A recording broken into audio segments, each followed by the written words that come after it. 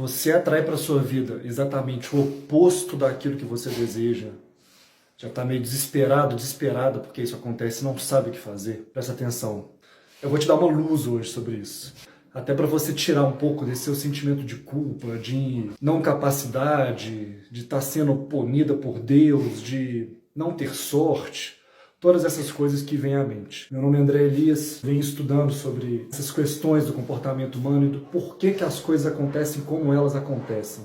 Questão que eu não entendi, por que apesar de eu colocar muito esforço e trabalho numa coisa, acontecia o oposto. E o que você tem que entender é o seguinte, você não vive a vida de acordo com o que o seu racional deseja. Se você vivesse a vida assim, todo mundo, por exemplo, teria um corpo fit, porque todo mundo quer ter um corpo fit. Mas são poucas pessoas que conseguem fazer ali o processo da alimentação, do treino. Por quê? Apesar de desejar muito, você age, atua de outra forma, você toma outro caminho.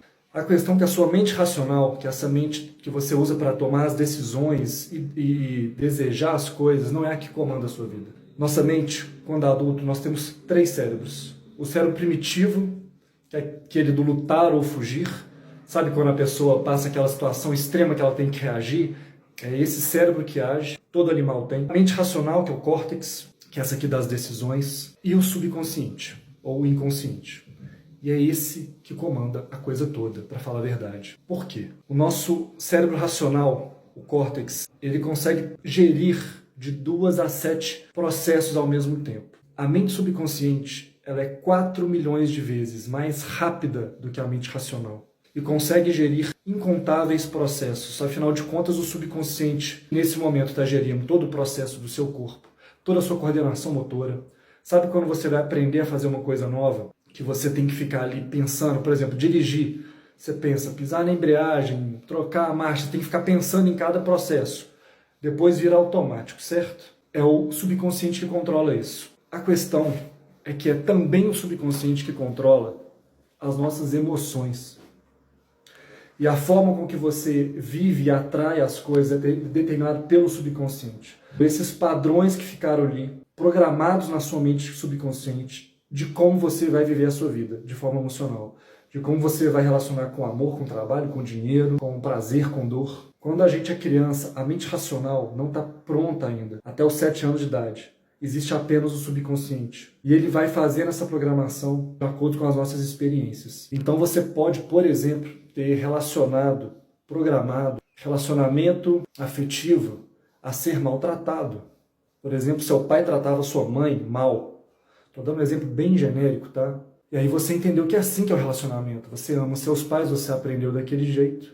E aí você relaciona assim. Já parou para pensar que aquela pessoa que arruma um namorado, namorada ruim, que trata mal, ela consecutivamente arruma a mesma pessoa e vive a mesma situação? Apesar da pessoa ser diferente, ela vive a mesma situação. Por exemplo, ser rejeitado.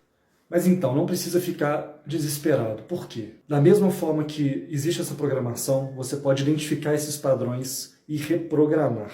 Então não é azar, não é punição de Deus. A sua mente subconsciente é muito poderosa. Ela está atraindo, você está atraindo essas situações, essas emoções para sua vida. E pensa só, então tudo isso que aconteceu de pior, de alguma forma foi responsabilidade sua.